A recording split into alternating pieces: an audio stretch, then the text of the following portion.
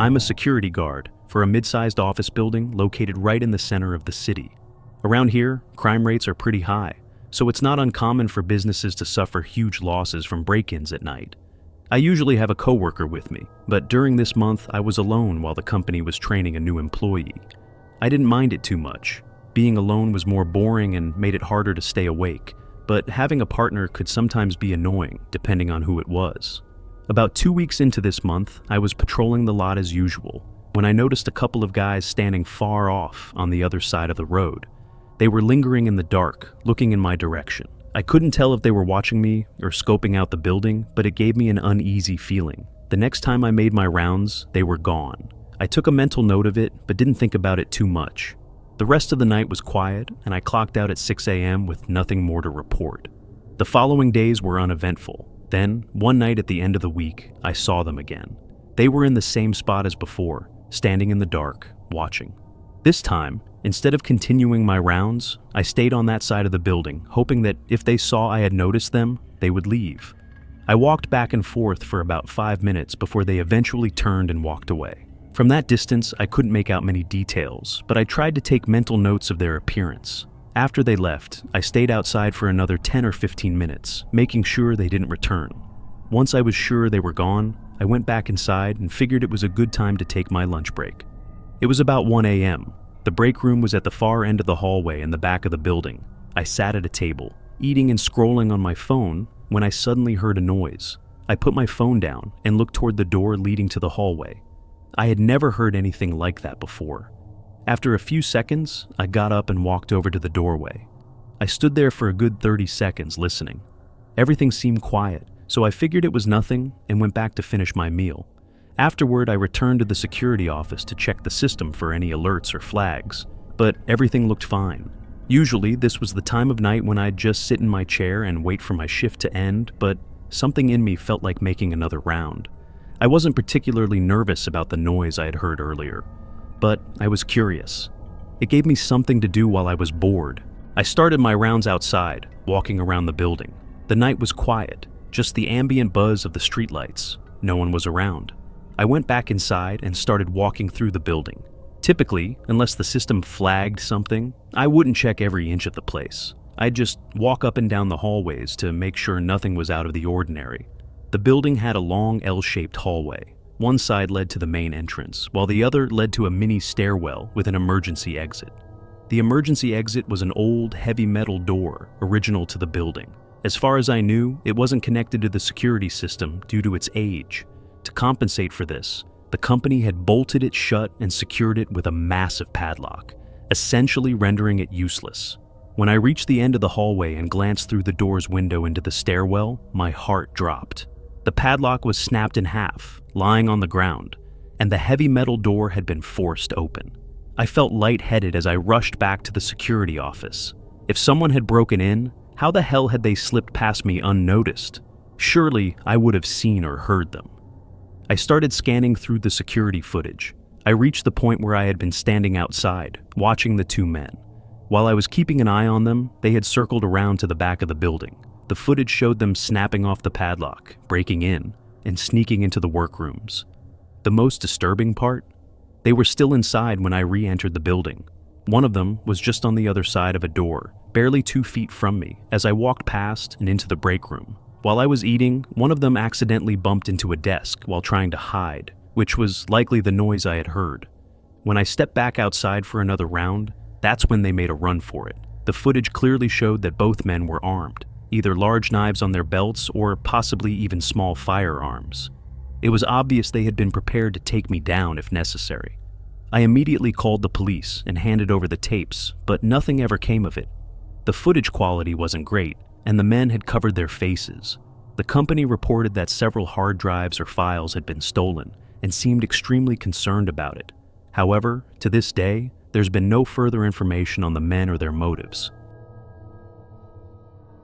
I work the night shift at a hospital, specifically in the ER. I'm the front desk worker who typically checks people in. Though we see a lot of crazy things, each night is unpredictable. This night started out quiet. A few people came and went, but nothing major happened. I was mostly sitting at my desk chatting with my coworker Amy about whatever came to mind. Around 2 a.m., Amy went on break to the cafeteria, leaving me alone at the front counter. Not even a minute after she left, a man walked through the front doors. He wore a black zip-up hoodie and black jeans.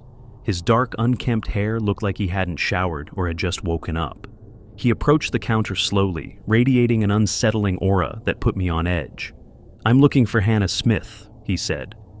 I don't remember the exact name, but it was a woman's name. As far as I knew, no one by that name had been admitted recently. Still, I checked the records, but there was no match. The man seemed uncomfortable as he waited. I told him there wasn't anyone here by that name, and that he might need to check other hospitals in the area. He awkwardly nodded and walked out. I glanced at the security guard standing on the other side of the room, and we made eye contact. An unspoken agreement that the guy was strange. About a half hour later, Amy returned, and the rest of the shift was quiet and slow. When I got out at 4 a.m., I said goodbye to my coworkers and headed to the parking lot.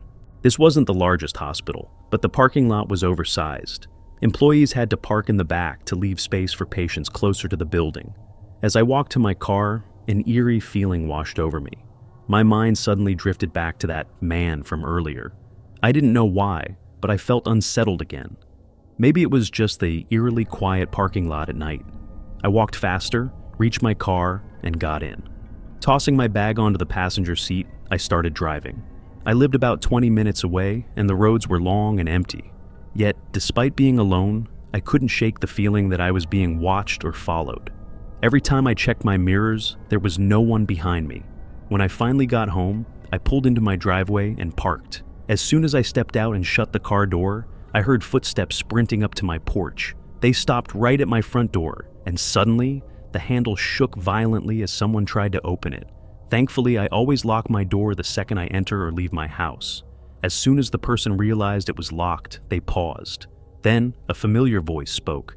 "Excuse me, ma'am, can you please open the door? I need help. Please open the door." It was him, the creepy guy from the hospital. I didn't respond. My hands shook as I pulled out my phone and dialed the police. Seconds later, the man bolted. Through the peephole, I watched him run down the road and disappear into the darkness. But there was no mistaking it. It was definitely the same man in the black hoodie and jeans. When the police arrived, I was hit with some of the most terrifying news I had ever heard. The back door to my car was open. He had been inside my car the entire drive home. That explained how he reached my door so fast. Even more disturbing was the realization that he had probably hoped I would park in the garage, which would have given him direct access to my house. Parking in the driveway had likely caught him off guard and saved my life. Using the hospital's security footage, the police identified him and found him a few days later. He was a complete stranger, someone I had never met, yet he had developed some bizarre fixation on me. Apparently, he had been watching me from outside the hospital for weeks, learning which car I drove and waiting for an opportunity, one that came when I must have left my car unlocked for too long. Even though he was caught, he never admitted to anything. He only kept repeating that he just wanted to talk to me. That was it. This happened a while ago, but I haven't seen or heard anything about him since. When I was in my mid-20s, I worked night shifts at a 7-Eleven. I was still doing online school at the time, and I figured most of my shifts would be slow enough for me to get some schoolwork done. For the most part, this actually worked out. I'd be the only one there, and it would never really get busy. Whenever someone would come in, I'd push my laptop aside, and when they left, I'd continue my schoolwork. This particular night, it was very cold and rainy outside, which always made me happy because it meant fewer customers. I had my laptop out and was focused on school for almost 2 hours straight when the front door opened and a man walked in. He looked to be in his 30s, with a beard and short hair. I put my laptop off to the side and waited for him to come up to the counter. The man looked around the aisles for a minute or two, then walked out, got in his car, and left. Not thinking too much about it, I grabbed my laptop and continued working. About 30 minutes later, out of the corner of my eye, I saw headlights pulling up in front of the store. I looked over and was confused to see the same car from earlier. I thought maybe it was just a coincidence, but when the guy got out, it was the same man. This time, he walked into the store and came right up to the counter. Before I could even move my laptop, he asked, "Restroom?" "Oh, yeah, it's right over there." I wasn't expecting that question at all. He walked over to the restroom and went in. It was a single-person restroom, not a whole set of stalls. I couldn't help but think it was odd to come back 30 minutes later just to use the bathroom. There had to be somewhere closer unless he had stayed in the area for the entire time. Maybe he realized he needed something else and came back. I wasn't sure. I waited a couple of minutes, then a couple more. Then it started to feel unusual. Honestly though, I didn't want to be that guy who knocks on the door or checks up on him. Another 15 minutes passed, meaning he had been in there for almost 25 minutes at this point, when a police officer pulled into the parking lot. The officer circled around and slowed down right behind the other guy's car, clearly inspecting it. After a moment, he stopped his vehicle right behind it and got out. He entered the store, looked around, then turned to me and asked if I knew who owned the car outside. The officer looked more than just curious. He looked worried. I pointed at the bathroom and told him the man had been in there for a while. The officer went over and immediately began banging on the door. It was clear something was seriously wrong. After a minute of knocking and yelling, he turned to me and asked if I had a key. I was shaky, but I sifted through the drawer under the counter, found the key, and ran it over to him. He unlocked the door and opened it, gun raised. The room was empty. I couldn't believe it. After a brief interrogation, I assured the cop that the man had gone in and never came out. The officer did a more thorough search and noticed the ceiling was accessible. It was one of those drop ceilings with removable panels. He called for backup, and within 15 minutes, they found the man hiding inside the ceiling. They got him out and arrested him. As I later found out, the man was on the run after committing horrific crimes against several innocent people earlier that night.